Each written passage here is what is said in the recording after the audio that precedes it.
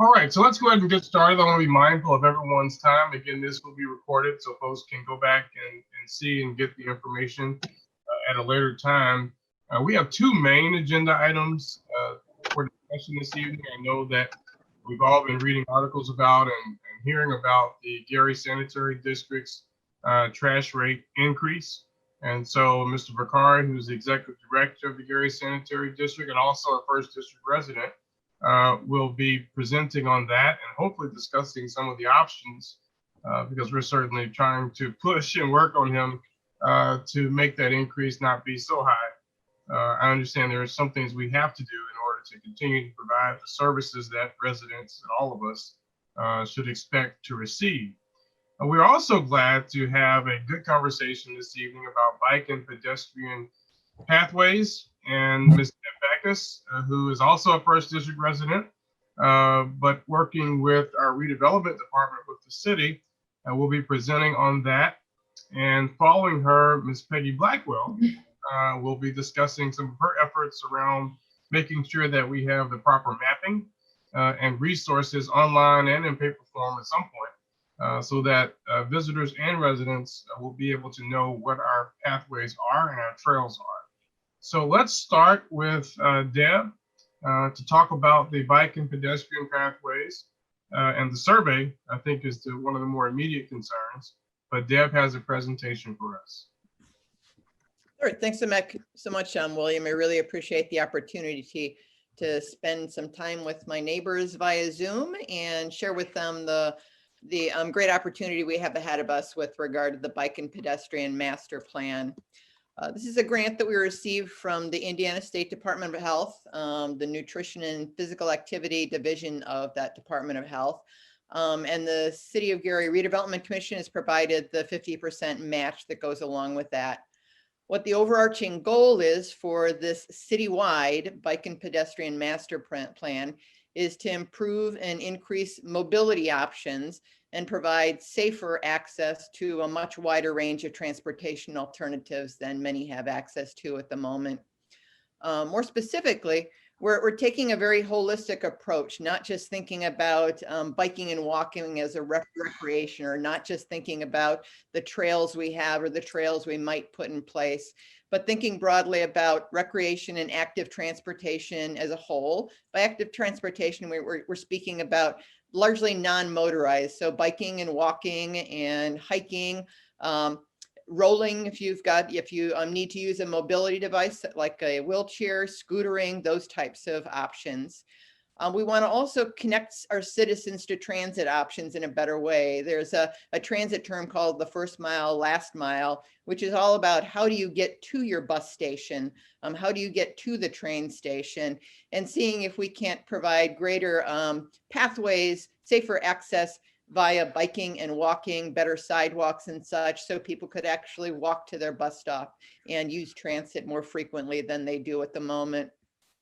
We also want to put a big emphasis on the notion of the exercise you get in biking and walking is really important for your health. So we're fostering healthy living through this plan as well, increasing quality of life. Spurring investment in economic development and neighborhood revitalization by adding these new resources, new infrastructure for biking and pedestrian access. And there too, that's not just for our residents, but for visitors as well. And I think Peggy will pick up on that in her presentation as well. We've been working together on some of those things. And then very important to us is social equity across the entire city. We know from the work with the comp plan that it was adopted last year, the end of last year, that on the order of 19% of our residents across the city do not have cars. So they rely on transit, they rely on biking and walking and such. And in many cases, they don't have the safest routes to get to where they need to go. That 19% without a car is about double what we see in Lake County and the state of Indiana as a whole. So many of our residents do rely on transit and biking and walking to get to their jobs and to school and to groceries. And we may make sure that they've got very safe routes and they can get where they need to go, regardless of whether they have a car or not. Our city, just a couple of fun facts, our city has got on the order of 500 miles of sidewalks. But the problem is that many of those sidewalks are broken up. They're not well maintained. They may not be plowed well. They may be overgrown. They may not be connected enough that we can get to places we want to go as safely as we need to.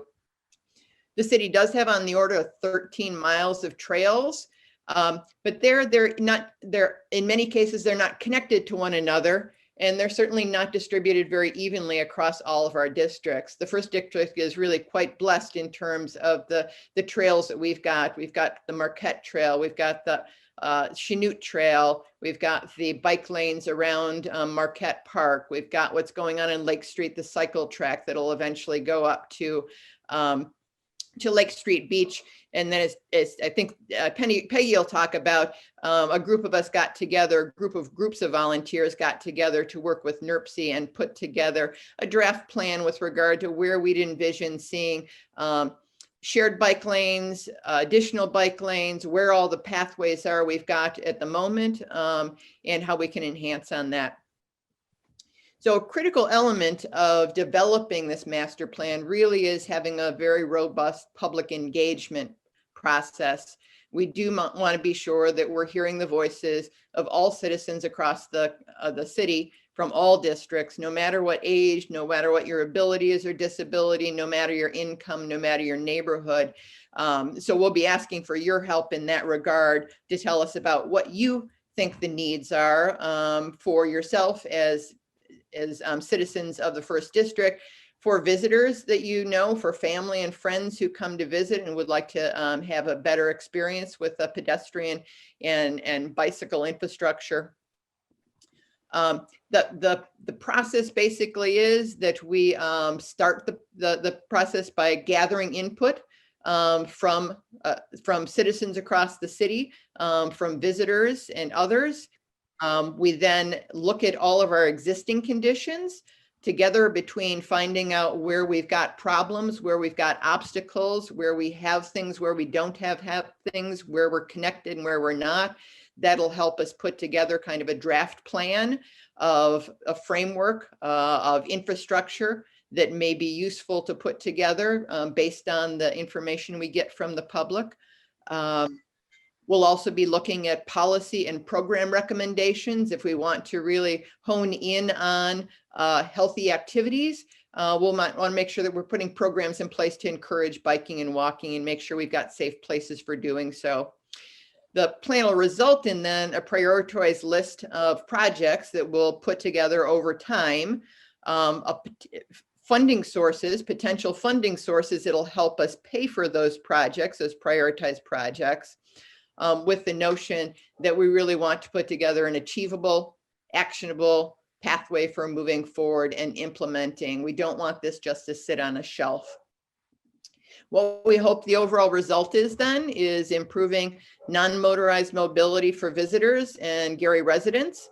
We hope will increase access to jobs for citizens who don't have the access that they need through their current options, transportation options, access to goods, grocery services, education and training opportunities, more opportunities for healthy activities, increased quality of life, getting to recreation areas where for fitness, connecting to parks and natural areas and areas between those.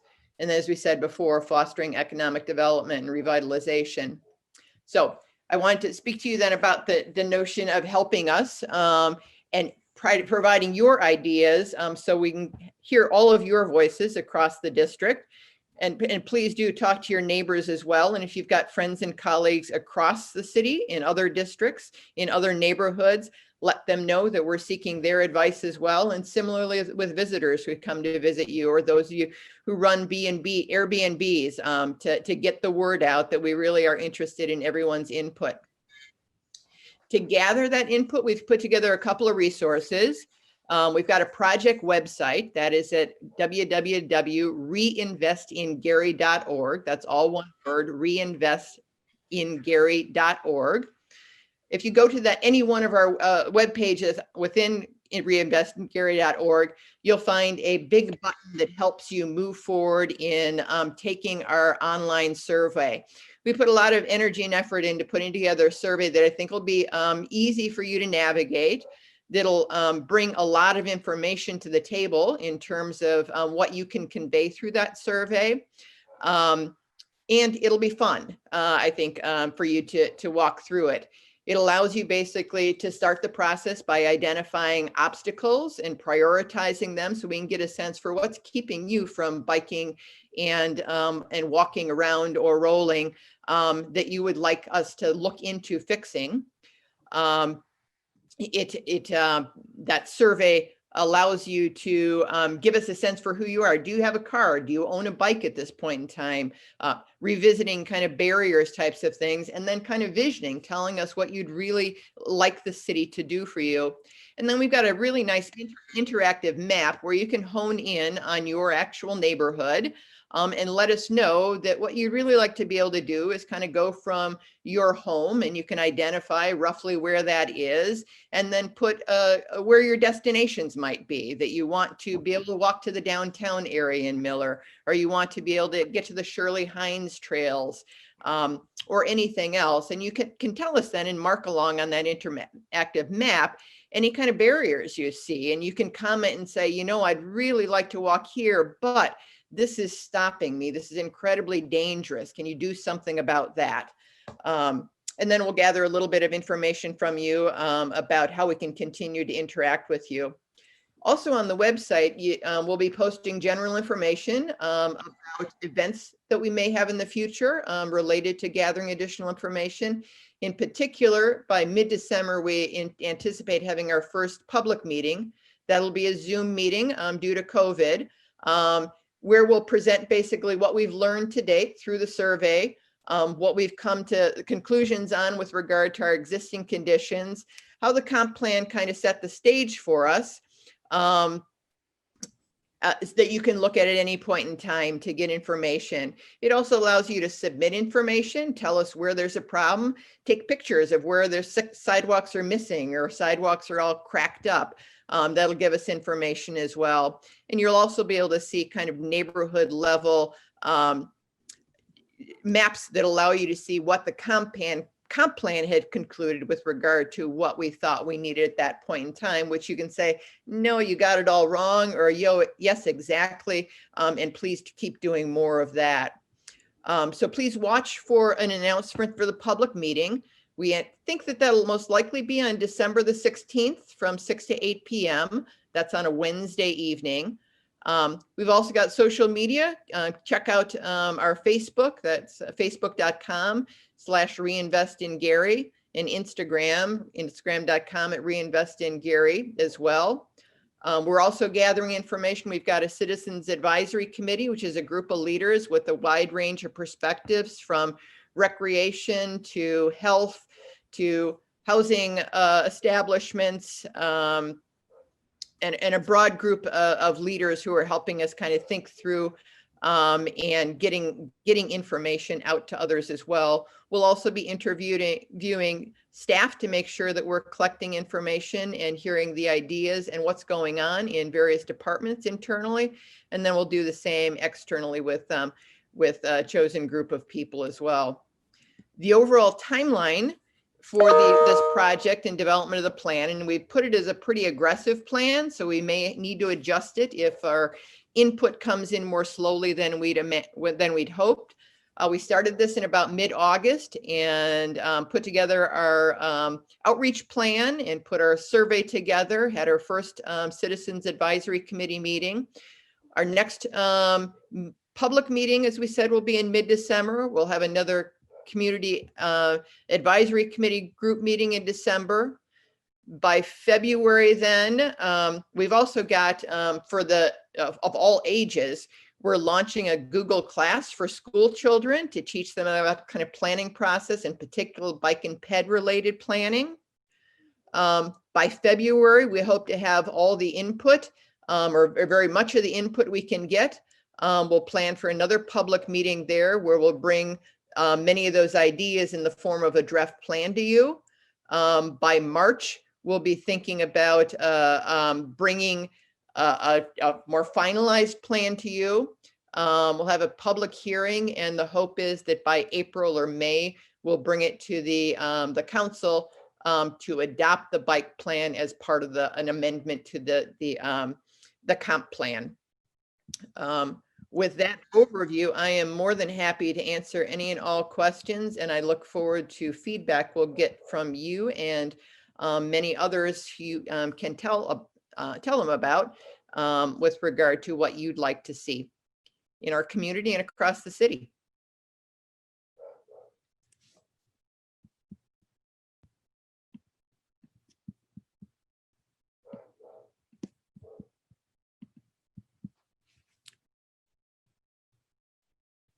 Are there any questions? And do you know how to manage that, William? I can't see whether anyone has anything to say or not. Okay, sorry about that. There's a technological issue where they're muting me. But so if you have questions, if you could put those in the chat box, that would be the best way to do it. And if we aren't able to answer it now, we can get to it later. Deb, do you want to give your contact information? Sure. My email address of the city is dbackhus@gary.gov. Phone number is 219-886-1531. And happy to talk to you at any point in time. Thank you. I want to thank Deb so much for her work. We first met when we served together with the Port Authority. And so it's now exciting that she is working with the city in this capacity. I wanted to give Mrs. Peggy Blackwell an opportunity to talk about some of the work that she's doing around biking and trails and pathways that's very relevant to and connected with what Deb is working on. So Peggy, take it away. Okay, thanks, William. Hi, everybody. I'm the leader of the Visit Miller Beach effort. So we're working on all kinds of ways to make not only the community, but visitors aware of what the assets are here in our community, and bring more visitors into not only the beaches and the park, but also into our downtown stores and restaurants. In fact, we went back and we collected all the visitor numbers for the national park, the state park, and found that of the 4 million plus visitors to the biggest attraction in the state of Indiana, which is the Indiana Dunes, we only get 2% of those visitors. So things like trails make a big difference in attracting people to coming to an area and stopping to spend money. And even outdoor industry studies. This is kind of an old one that I'm citing, but it has a $730 billion impact. Trails do, and the bike trails have a $133 billion impact on the U.S. economy. So I'm excited not only from what Deb and her team are doing, just the whole health aspect of being able to use transportation better and use trails, have trails be safer is really, really important. I personally use our trails a lot. I do know that it's going to make a difference in terms of attracting more tourism into our neighborhood and fighting for our fair share of the tourism money that is being spent in this region, because we're not getting our fair share right now. So I'm excited about that. So Deb talked about a project that we were partners on and still are partners on, Access Miller, Friends of Marquette Park, and I'm not going to name everybody, all the individuals that were involved, but many other groups, including the Water Safety Committee people were there, and lots of just people who are recreational advocates and users of our trails came and attended a whole long series of meetings that NERC facilitated for us, Mitch Barloga. And that was very helpful in terms of just being able to identify the assets that we have here in our community, understanding what all the points of interest are, where all the trails are. And then we got very engaged in developing what are the routes that we should be taking to connect all the trails? What are the safest ways to do that? Why would we use those routes, et cetera? So although we weren't able to like do anything about infrastructure, we really kind of built a map as a team that was very important to me in terms of being able to communicate out to not only the community, but to the Airbnbs that Deb just talked about. We have, I want to say about 50 different Airbnbs that are up and running. Most of them are full-time Airbnbs.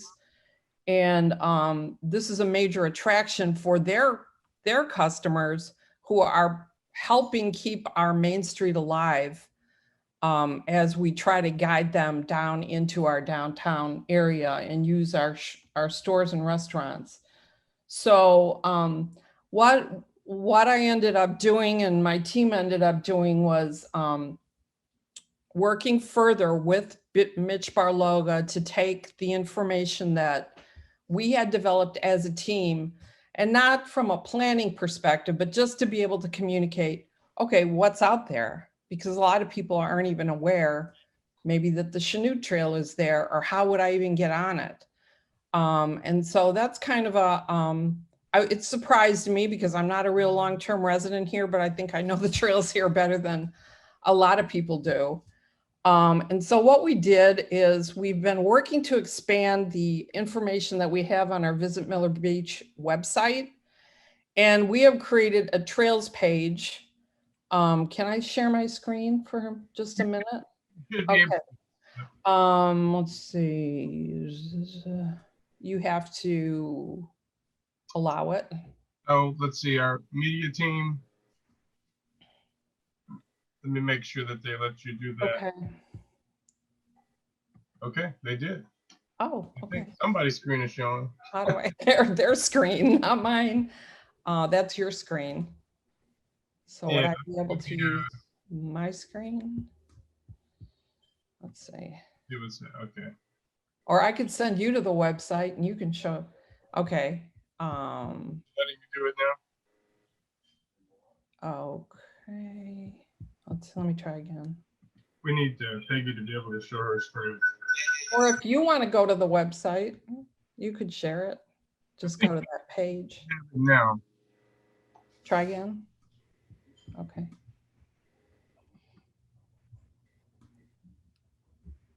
Okay. Okay.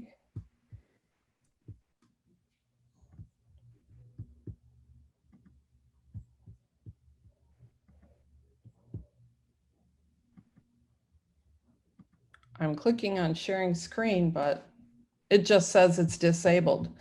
If Okay. you can, I'm afraid to do it. that's okay, forget it. You know what? Anybody and everybody who's on this call, and we are going to start communicating out.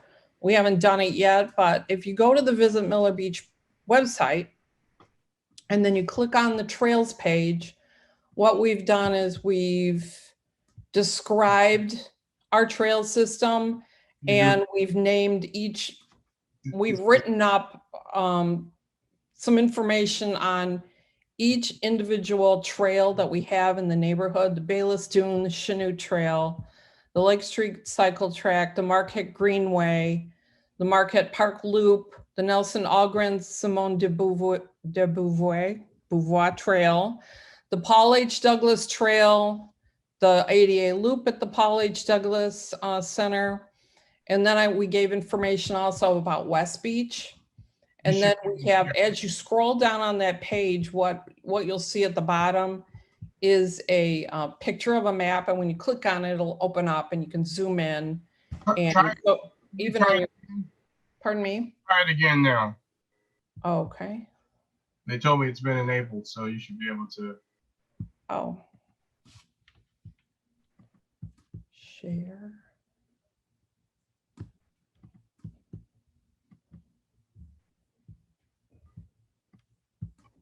Is that working? Does it Yes, thank you. see it? Yes. Okay, so what we have here, this is just one page on our website. So there's a general description of the fact that we have over 20 miles. Now, I know that's not the number that you talked about, Deb, but we're counting the beach.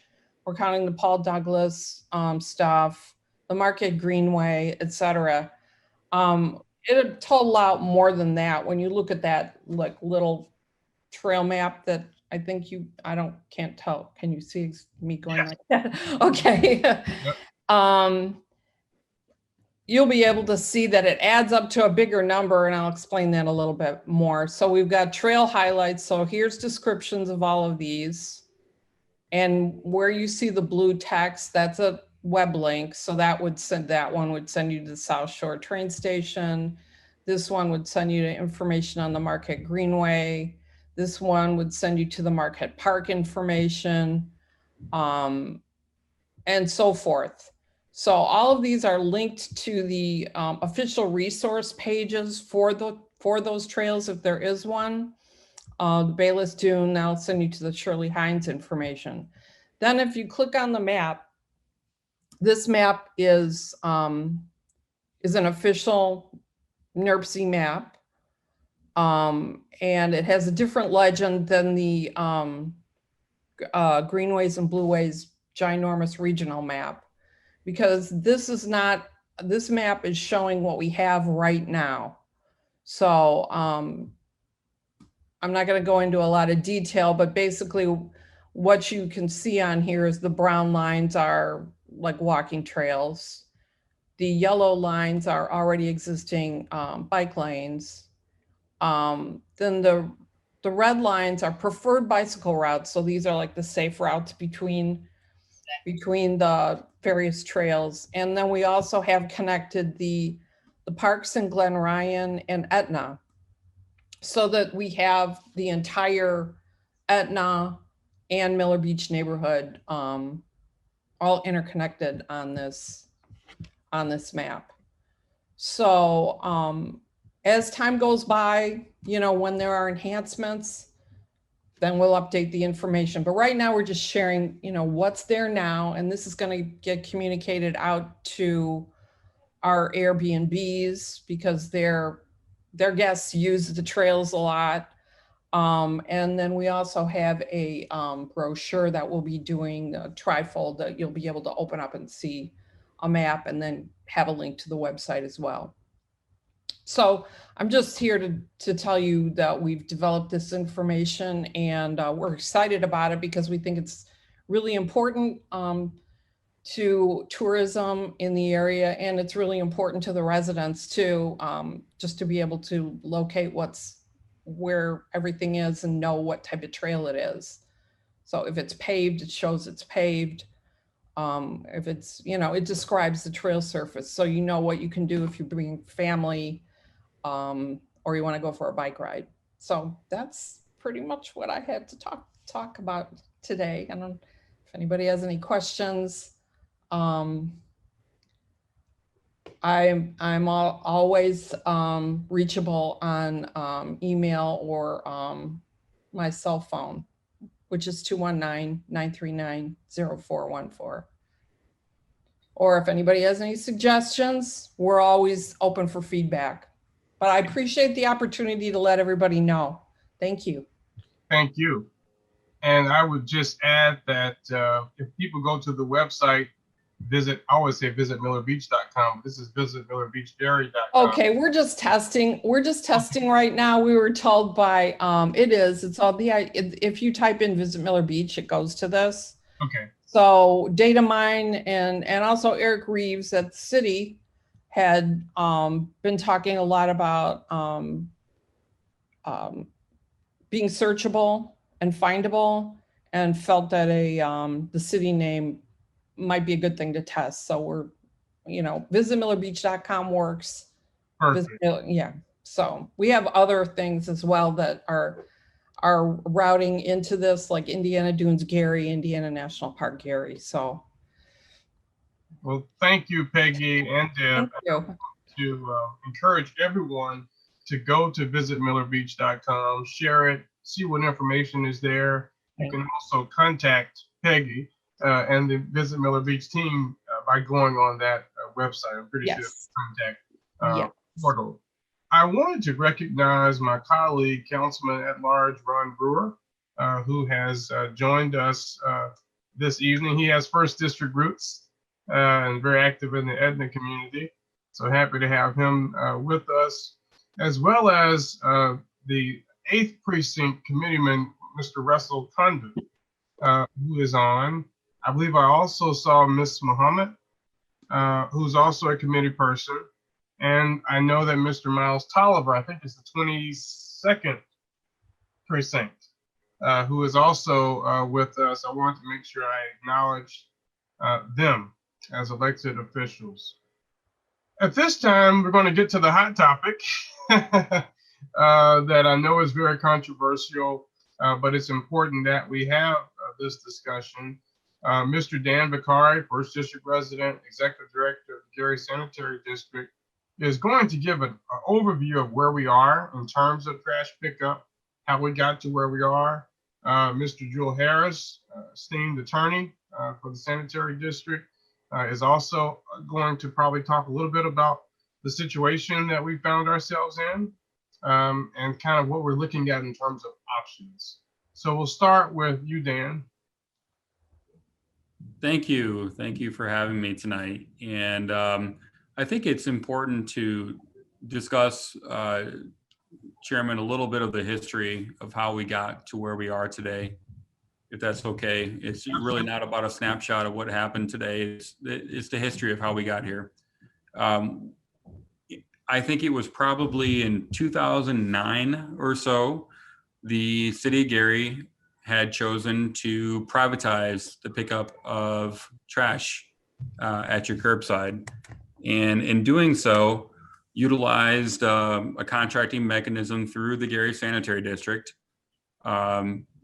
mostly probably because the Gary Sanitary District had a billing system in place. And what I mean by that is we already billed people, our customers, for our sanitary sewer service, and it was fairly easy to add on to it a fee for trash service. Part of the reason that was done was a lot of pressure that was put on by the state of Indiana through the Distress Unit Appeals Board. If those of you on the call can remember, there was an appeal to the state of Indiana through the DUAB, Distress Unit Appeals Board, to have temporary relief from the tax caps that were imposed, the 1% residential, 2% commercial tax caps. And in doing so, the city of Gary said they were a distressed unit and made an appeal for temporary relief of those tax caps. And there was a company, I think their name was PRF. I don't know if anyone on the phone can remember, but William, you may. Was PFM? PRF, I can't remember. Was PRF or PFM? PRM, yeah, but there was a consulting firm working for the DUAB that came up with recommendations. Many of them were accepted by the city of Gary, one of which included having the sanitary district become 100% user fee based by virtue of relinquishing its tax-based levy to the city of Gary.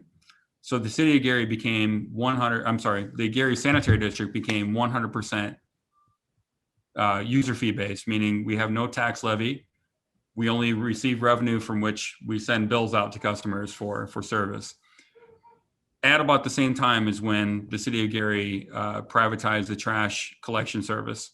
So the Gary Sanitary District took over the contracting of trash service. And at the time, it was Republic Services that happened to be who we have today, but it was Republic Services who at the time had the contract.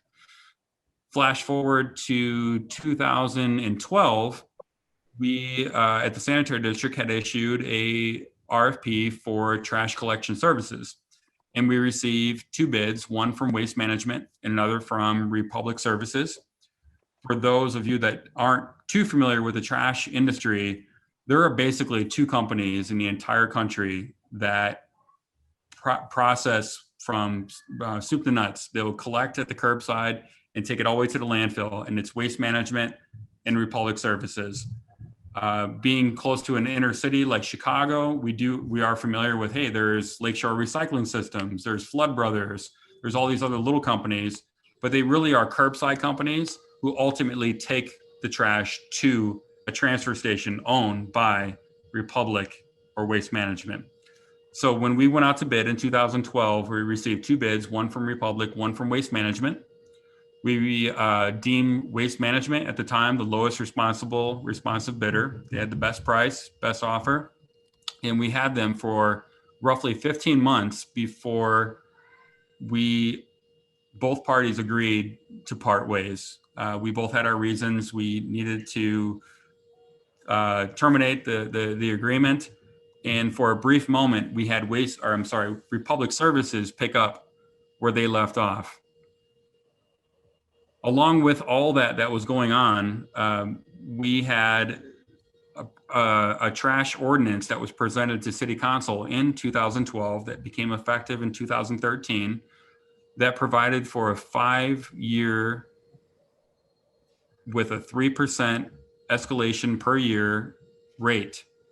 So the first year in 2013 was the rate that we were being charged by Waste Management at the time.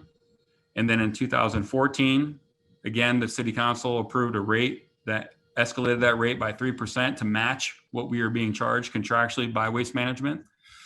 The only nuance here is that Republic Services took over the agreement in 2015 after we separated agreement with Waste Management. Both parties agreed to do that. And we did go back out for a competitive bid, and we had, again, 2 bids, one from Lakeshore Recycling Systems. They're from Chicago. They're one of those companies that I mentioned earlier. They don't own landfills, but they do a lot of curbside collection. Ultimately, they do have to provide their services they collect over to either Waste Management or Republic. And Republic was the other bid at the time in 2015. Republic was the lowest responsive bidder at that time in 2015, and we continued services with them. So if you remember, we again had a 2013 ordinance with City Council for 5 years. So that would have brought us through the year 2017. The agreement with Republic was again a 5-year agreement that would have brought us through the year 2020, where we are now. What happened was in 2018, the City Council approved ordinance, the trash fee ordinance expired.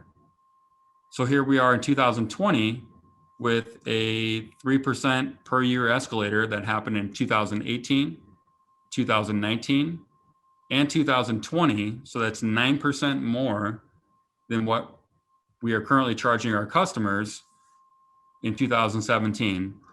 So the difference is mathematically, we were charging $16.30 back in the year 2017.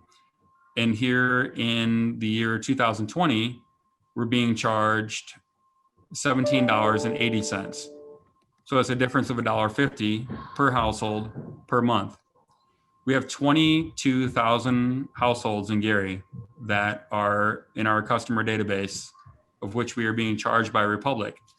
So you can do the math. We're roughly losing $130,000 per month just by that alone, that we're not charging our customers as much as we're being charged per the contract.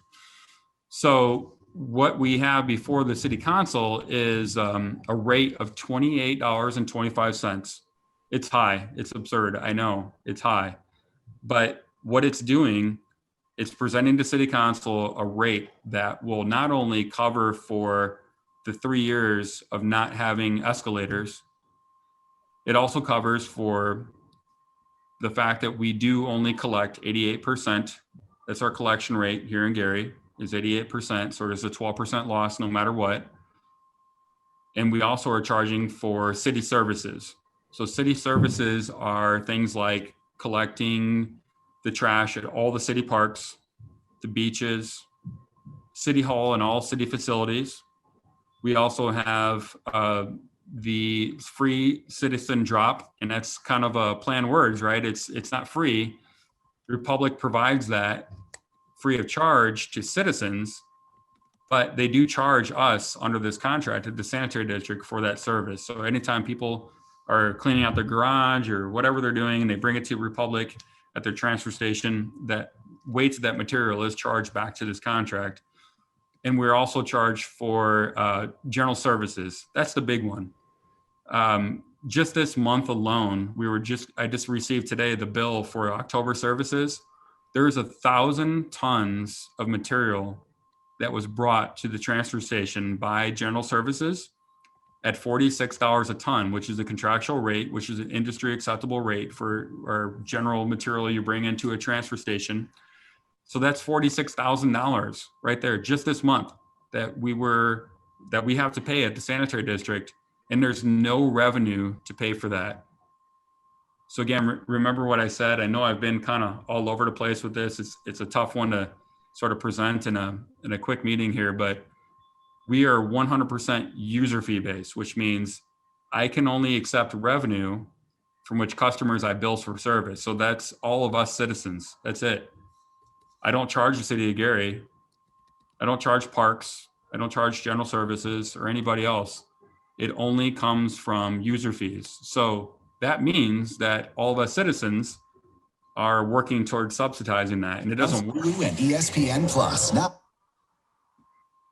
that was someone trying to turn on a Bears game, and I don't blame them. Can you say, Dan, when you say general services, you're talking about dumping, right? So when we Right. So we have a fly dumping problem in the city, right? So we, on any given night, literally any given night, there is a contractor that tries to sneak into a dark corner of the city and dump shingles from a roofing project, any sort of construction demolition, and it gets dumped somewhere. And our general services department has to go pick that up. They do pick it up with our in-house resources, but it's brought to the transfer station. And the weight of that material, it's weighed, and we pay per ton for that material.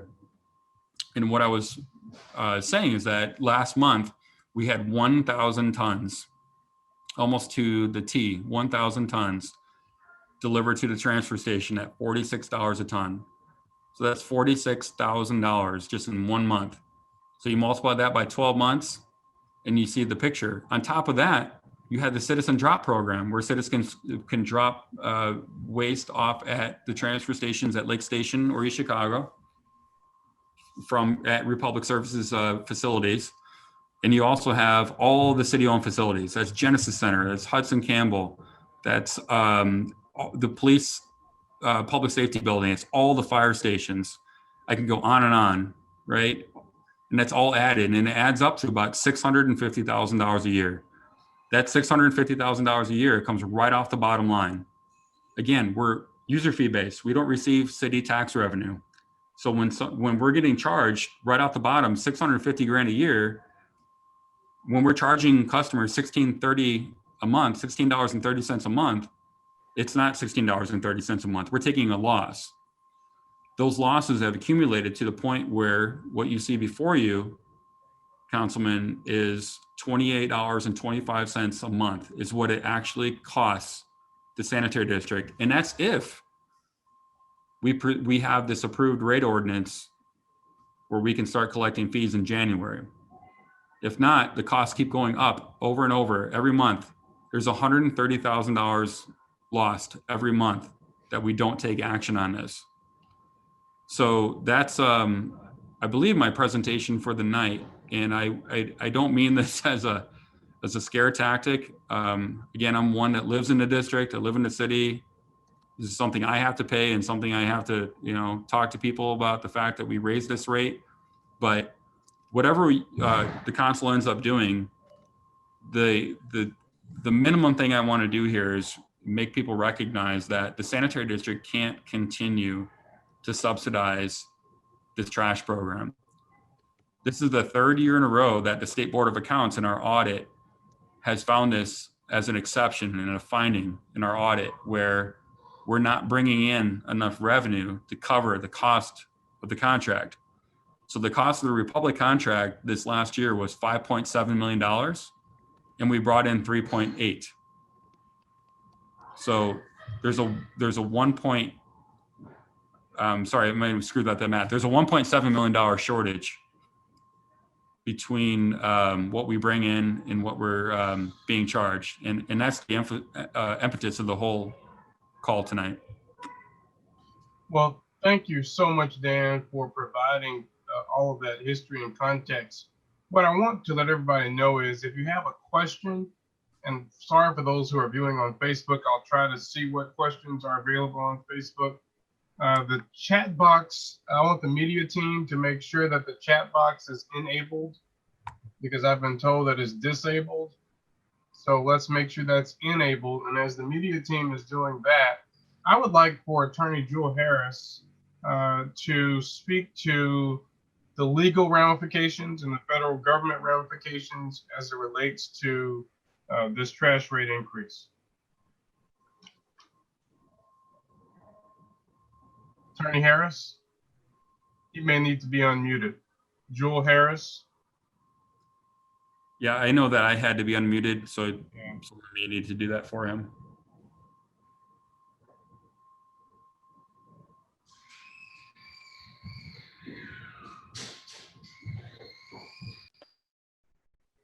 Okay, Mr. Harris, I see the green light on you, so maybe. Yes. Okay, thank you. All right. Now I'm unmuted. Thank you very much. All right. So thank you for the opportunity to present this evening. I really just want to piggyback on Dan's comments and provide some additional context just from a legal perspective. And I guess where I'll start is just for the benefit of everyone who's participating on the Zoom this evening is the sanitary district as well as the city of Gary are parties to a consent decree with the United States government. And the reason for that consent decree is due to prior violations of the Clean Water Act many, many moons ago before all of our time. But a part of that consent decree, and really the only reason I bring that up, is a requirement that the city of Gary repay certain funds that were borrowed by the Clay administration from the Gary Sanitary District. That is a component of the consent decree that's out there. And I say that to say that the U.S. Attorney's Office and the federal government monitor this consent decree regularly, as well as the district court judge who's got jurisdiction over the case. One of the things that the federal government realizes and understands is that it is not the obligation of the Gary Sanitary District to handle municipal solid waste for the city, but instead, as Mr. Vakari explained, back in 2009, a decision was made to put forward a proposal to the Distress Unit Appeals Board to shift that obligation along with the tax levy in order to ease some of the burdens on the city and to keep it from going down that slippery slope of continued financial hardships. So I think that's just important to understand the relationship between the city and the sanitary district and how we got to where we are, and that there is constant oversight by the federal government with respect to that arrangement. As Dan mentioned, there is a constant shortfall that the State Board of Accounts recognizes as being an issue. But equally important, if not more so, is the fact that the federal government recognizes the fact that the sanitary district has this burden of dealing with municipal solid waste and isn't collecting enough revenue to just cover the cost. So with that being said, that just illustrates an even more critical reason for the city council to take some action in this regard, because the consequence of not taking action at this time, and again, this is just to cover the cost of service, not any additional revenue or anything like that. This is just an ordinance that's being requested to cover the contractual cost of service. If that doesn't happen, we run the risk, and I mean, we just as a city generally, sanitary district, city, all of us run the risk of quickly and confidently, so you never have to slow down at work. Stay on top of emails, documents, and more without having to stay put. Whether you're working. All right. There we go. All right. I'll wrap it up. I was just getting to the point of what we as a city run the risk of by continuing to go forward, doing the same thing, not charging enough to cover the expenses, is that the federal government will tell the sanitary district, hey, stop doing this. It's not self-sustaining. You are not making sure all of your resources are going towards sewer service and compliance with the Clean Water Act, but instead you're subsidizing a city service that you're not under any legal obligation to do. So we want to avoid that.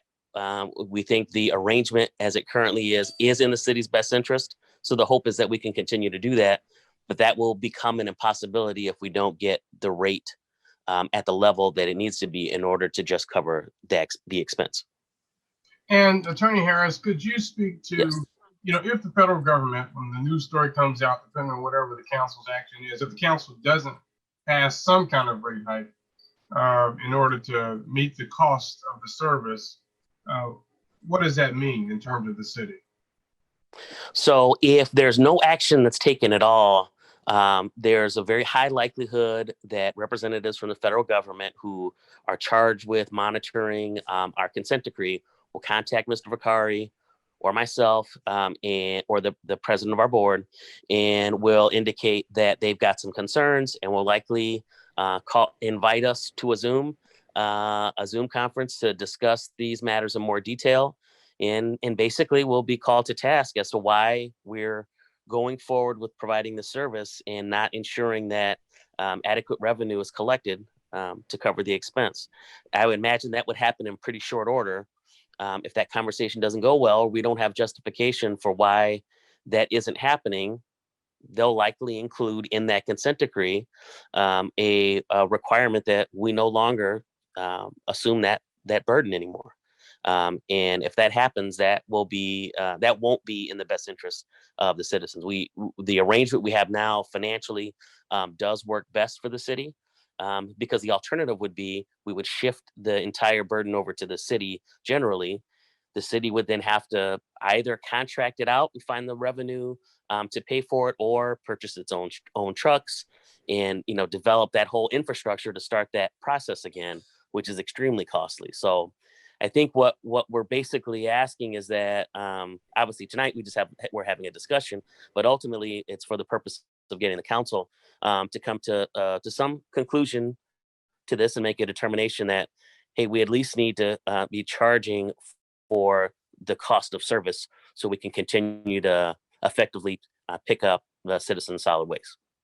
Thank you, Attorney Harris. We do have a few questions. And again, if you have a question, please put it in the chat box. This is from Mr. Vicari. What portion of the 1,000 tons is from citizens drop-off versus illicit dumping? And are the location of those illicit dumps available as a public data set? I think we got to unmute Mr. Vicari, media team. Let's unmute Vicari. There you go. I'm unmuted. Can you hear me? Thank you. No problem. And I'm sorry for eating in front of everybody earlier. My wife did bring me dinner in the middle of the Zoom. Sorry. So I think what portion was brought, citizen drop versus illicit dumping. Citizen drop this last month was roughly 150 tons. And that actually is a little higher than normal. But the illicit dumping, I don't want to categorize it all as illicit dumping. These are city cleanup projects, right? So it could be everything from the demolition of a home that is done in-house by our Department of Redevelopment or Department of Redevelopment's demolition team. So we have to really drill down to what was the source of that. It's not all illicit dumping, but there is a lot of illicit dumping that happens. But that was about 850 of that. It all comes under the category for our accounting of general services. So general services was 850 tons and the citizen drop was 150 tons. So that's at 1,000 tons I had referred to earlier. Mr. Devin McGee, does that answer your question? We'll let him respond in the chat box. The other question is from Ms. Doreen Carey. It seems that $46 per ton for trash is a higher fee than is charged for picking up and processing recycling. If more people participated in recycling, would we save a substantial amount of collection fees? So Doreen, we know each other really well. One of the things that's happened in probably the last 4 years is that recycling is no longer a commodity. Recycling costs money, right? We used to, the industry would get about $80 a ton for bundled paper, bundled plastic, things like that. And now it's costing industry about $20 a ton because the way the commodities market has worked. So $46 a ton is just a general, like, just throw it all in there. This is what the transfer station charges us per ton. But your point is well taken that recycling is still the right thing to do. That recycling is not a monetary issue. Recycling should be done because recycling is the right thing to do. It's what I do in my kitchen. It's what I teach my kids. It's what we try to do as a city to teach people to do, because it is the right thing to do for our earth. But when the dollars and cents of it aren't there, we currently have, with our Republic agreement, they pay us back $10 per ton for every ton of recycling that we bring them. That is unheard of in the industry today. People are being charged for the tonnage that comes into the recycling. There's not a rebate for it any longer. Thank you. We have additional questions here from my good friend, Ms. Linda Murphy. She has 2 questions. The first is, can the Gary Sanitary District charge the city for their portions so that residents don't have to carry that full portion? So you talked earlier about the fact that, you know, you all just gratis, I guess you do the parks, the beaches, all the city buildings. And obviously that's a cost. And I guess I'll let you answer that, Dan. Of course, that means the city would have to find the revenue to pay for that. But that, you want to go in? We did, in fact, at the Ways and Means Committee meeting, Linda, I saw you were at least logged into that meeting. We discussed some options, one of which was, what would the rate be if you weren't to include, you know, all those city services? So what we did is we ran a model, and I apologize, I'm just going to pull that up on my computer while we're talking here. But we ran 3 different options instead of just the $28.25 to make us entirely whole. Looked at, all right, let's forget about the losses incurred in 2018, 2019, and 2020. And let's look at this differently. What would the rate have to be if we were to only include what we would need to cover our costs here in 2021 and 2022 going forward? I failed to mention that earlier, is that the Republic agreement calls for 2 one-year options. We are currently in our first option year. So they call it a 5+2. It's a 5-year agreement with 2 one-year options. So we are in our first 1-year option. It has to be mutually agreeable upon the parties in the agreement. Come this January, or I'm sorry, it would be April is when the contract expiration date is of 2021. We would need to express to Republic, and they would need to reciprocate that we want to do another year. The reason we did that is just in case, you know, the market would fluctuate and we find ourselves in a good agreement. It just so happens that, I don't know that many people have been reading the paper, but forget about all the city services and the loss of collection rate in the past years of not collecting. The bid rate from Republic or Waste Management recently for a lot of municipalities has been in the order of $20 to $22 per household per month. And that is something that we found, and I'm sorry, I'm looking for this email I sent earlier. Just give me a moment. Here it is. So we're looking at the first option, which would be forget about city services, forget about the loss of collection rate. Assuming we were to experience 100% collection rate and have no city services, our rate would still be $20.05 per household for next year.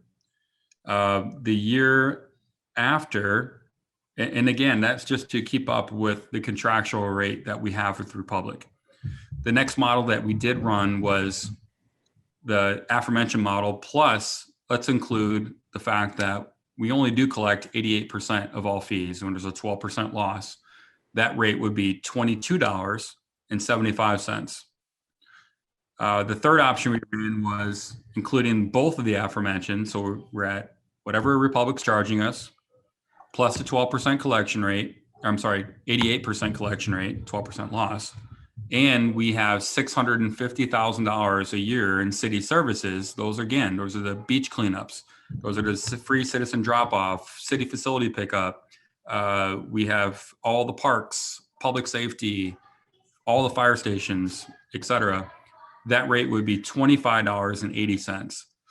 So the difference between what we had asked for originally, which included the losses incurred for 3 years now, which will end up being 3 years at the end of this year, of non-collection of the 3% escalators in the contract, so that's a total of 9% since 2017, is $28.25 is what we're asking for. But what we would see if we weren't asking for those lost years is $25.80. So we're talking about let me do my math, $2.45 roughly difference in what is needed to go forward and cover the sanitary district for the services it provides to the city and what it would need to actually recuperate lost fees for the last 3 years. I don't know. That was kind of a long way of describing that, Councilman, but. Well, I guess how I read the question is that basically if you were to, you're saying that this is what the rate would be if you eliminated providing the city services for free, and the city would have to, of course, I think to answer the question, find the revenue in order to pay for it. Right. So I'm sure that would be a challenge. I think you said that's about $600,000 or some odd $1,000 a year, roughly. Right now we're running at a $1.7 million loss. The State Board of Accounts, I don't know if I mentioned that earlier, this is the 3rd year in a row that they have had a finding, which means according to state law, we had to put together what's called a corrective action plan. The Indiana General Assembly says if you found yourself in 2 or more years of the same repeat finding in your audit, your state audit, that you need to come up with a corrective action plan. Our corrective action plan this year said that, well, I know we're operating per your finding at a $1.7 million loss in our solid waste program, but we're going to present to our Gary Common Council a new rate that will cover that loss. So if this isn't approved, we'll not be in compliance with our corrective action plan that we have submitted. And we also have, as Attorney Harris indicated before, pressure from the federal government. We're not supposed to be at the sanitary district. Honestly, we're not supposed to be providing this service, especially at a loss. We are allowed to, by state statute, to collect fees for solid waste services, but that is not our mission. The Gary Sanitary District mission is to provide for clean and effective treatment of wastewater and stormwater. This trash thing's like a little extra thing that was done, right? Years and years and years ago by former mayors. And I believe predominantly because we had that vehicle to charge customers for the service, because we already had a billing system in place to charge them for sewer service. But when you start operating at a loss like this, where the State Board of Accounts and the federal government, our oversight under our consent decree at the sanitary district, are saying, what are you going to do about it? Well, we've done something about it. We've presented to the Common Council a solution, which is the $28.25. No one's making money on this, right? This is just a pass through. We collect the money, we give it to to Republic. And people ask, well, why don't you go back out to bid and get a better rate?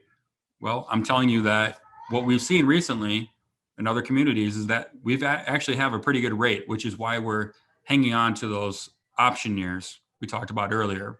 And I'll recommend to our board, we go after that second option year for 2022. But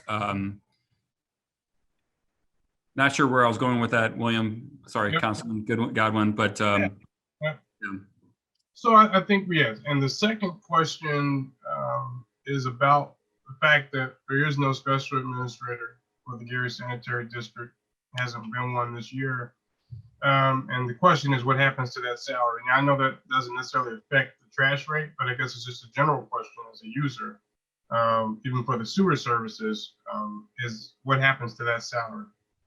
Since there is no special administrator. the question was, I understand that a special administrator is no longer a requirement.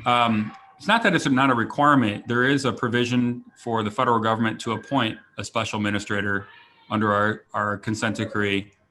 And the federal government has chosen to not appoint a special administrator at this point. What happens to that salary is there's not a special administrator salary, but the mayor and like a lot of other appointed officials within city government that support the services that we do provide at the sanitary district, for example, Public Works. We have HR at the city of Gary, who handles a lot of our payroll issues. We have our city controller who manages our books. We have the City of Gary Corporation Counsel who facilitates our consent decree. Like all of them, the mayor does receive a stipend, just like all of them. Okay. All right. Let's see here. Okay, there's a comment basically saying that they appreciate the work that the sanitary district does and recognizes the financial issues and the financial plight of the city, and expressing their agreement with the increase. So what I wanted to be clear on is that this is not something that we take lightly. I recognize that certainly $28.25 is a tremendous 73% or so increase. And that's a lot to ask at any time, and certainly during a pandemic. And so we are looking, as Mr. Vicari stated, at a variety of options. And I think you'll see even at tomorrow's city council meeting, this will likely not be voted on, but we'll be discussing a range of options and possibilities, even into the next month, perhaps, at committee meetings, just to try to lighten this burden. But at the same time, we have a fiduciary obligation to deliver services. And so I know that when these votes are taken, I get called all kind of names on Nextdoor and Facebook and other places, because we're, as public officials, we're just seen as, you just made my trash rate higher. But at the same time, we have a duty to make sure that the trash is picked up regularly and done well. And so someone has to make the decisions that will keep the city functioning at a high level, and also ensure that we aren't in a situation where the federal government comes in and says, sanitary district, you can't do this anymore. And now the city has to scramble and try to create a trash collection department, which is not an easy thing to do. And that's something we can think about maybe long term, but we would need some runway certainly to prepare for that. So I don't see any other questions in the chat box. I want to thank Mr. Vicari for his time. Again, there will be other ways and means, committee meetings. I'm certain at least one more before any vote is taken on this. And I'll be sure, as I've done before, to put the information out about how you can view those meetings so you'll know what is going on. I did want to remind everyone that there's a city council meeting tomorrow that starts at 6 o'clock p.m. You can view it on our Facebook page, Gary Common Council. You can also call the council office at 219-881-1315 to get the Zoom ID and password so that you can view and see what's happening during the council meeting. And of course, it appears on Channel 4. So you can watch it live on TV. Want to make sure that everyone knows I just got a notice that the mayor is having a meeting with every district in the city He is going to begin with the first district, and the meeting is this Thursday, the 19th at 6 o'clock p.m. So I will, if he's, I'm sure they'll be marketing it, but I will make sure that folks know about that so that they will be able to participate in that meeting. So wanted to make sure that was out there. There have been some questions about the school referendum. I'm sure everyone knows that did pass. 60.3% of the city voted in favor of it. In the first district, 52.5% voted against it. 47.5% voted for it. So it was pretty close in the first district in terms of that. I did get some questions, and I want to make sure that everyone knows that we will have Dr. Paige McNulty, the emergency manager, will be regularly having her on our first district community meetings to keep them honest about those dollars and how they are being used. I want to make sure people know that there is a oversight committee, a community oversight committee that residents of the city can join. So again, call the council office if you'd like to be connected to the Gary Community School Corporation. You want to have a role in observing how those funds are being used and making recommendations and suggestions. Dr. McNulty will also be at the council meeting tomorrow to do a brief presentation about their progress. So it's important that we have good public schools. And I want to be clear, the council does not run the public schools. The city does not have any managerial relationship with the public schools. They are a separate entity. But we recognize that having public schools is crucial everywhere, and certainly here in terms of sustaining a strong community. I do see one question here. Are we exploring options to find other companies to provide the services? I know there's two companies, Waste Management and Republic, and we did have Waste Management at one point, but that relationship did not go so well. So you may want to expound upon that more, and then we will wrap up our meeting. I want to make sure this question was able to be answered. Mr. Vicari? Sure. Yeah, I did touch on this a couple times. Our country has turned into kind of a monopoly. There's two companies predominantly that own all the landfills. And when you own the landfill, you sort of have a lot of control over the curbside service, right? So you'll end up with municipalities, especially urban centers. Let's talk Chicago. Chicago, there's a lot of curbside collectors, Lakeshore Recycling Systems, Flood Brothers are a couple of examples, but they ultimately take that waste when they collect it to a transfer station owned by Republic or Waste Management, who then own the landfills. So the question, I know it's not a great answer that everyone wants to hear, but are we exploring other options to find other companies? We've done that. You know, we do competitive, open public bids every time we have these bids advertised. I will say that we did get Lakeshore Recycling Systems to respond, at least this last time in 2015. They just weren't as competitive as Republic. And you can imagine that if you own the transfer station and you own the landfill, you tend to have a competitive edge over others that don't. And those companies have to come and get pricing from those Waste Managements and Republics that are out there. So yes, we have explored that. And no, we haven't found it fruitful. So that's my short and quick answer.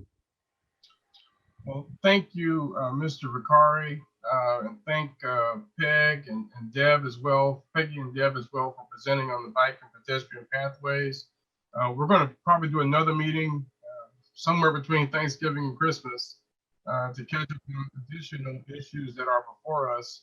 I know there have been, just lastly, some concerns about the new treatment facility that is opening up. I think it's called Four Seasons Treatment Facility, opening up next door to the Miller K Grocery. And I know there are concerns about that. There will be a meeting on the 18th, which is Wednesday, at 1:00 p.m. And if you're interested, please call the council office and you can get the Zoom information to learn about what's happening with that treatment facility. I just want to be clear that it never came before the city council because it didn't have to. It did not require a zoning change of any kind, a zoning variance or a map amendment. It was already a medical pharmacy before. So it already had that classification. I certainly recognize the challenges with these types of facilities, and the element, if you will, and the activities that are disturbing and concerning to folks. But it is here. I didn't have a say in it. They, according to the Department of Zoning, crossed their T's and dotted their I's and did what they did in terms of being a private business, and there's nothing we could really do to stop it. But what we can do is be vigilant and make sure that they, are being responsive to the community, providing the right kind of security, and doing everything they're supposed to do. But there will be a meeting on Wednesday the 18th at 1:00 p.m. and we'll have a Zoom option so folks can learn about that and hear about that process. Okay, so I want to thank everyone for your time. I know that it's always a sacrifice. Please spread the word. Let people know the information that you've learned this evening, and look forward to a meeting with everyone again very soon. And our council meeting is tomorrow at 6 o'clock. And you can watch us via Zoom, Channel 4, Facebook, as well as 88.7. I think I said that right. Radio station. So thank you all very much. Everyone have a good evening.